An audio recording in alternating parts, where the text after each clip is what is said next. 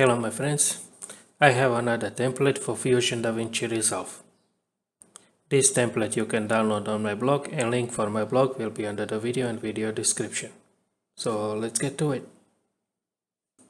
Alright, once you're in Fusion, go on FX Library, Templates, and folder where you extracted the file.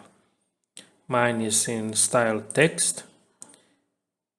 Drag and drop title text number 2, connect to the media out, press 2 on the keyboard for media out, and the animation is here.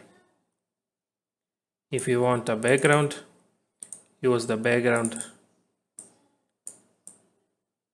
As you can see here, I have a black background and the text is animated. This Fusion composition is only 5 seconds long and the animation is 10 seconds long. So all you have to do is make a new Fusion composition as 10 seconds. Or just go inside the edit and drag down here in the timeline and drag out how long you need to have. And that's it. Okay, thank you for watching.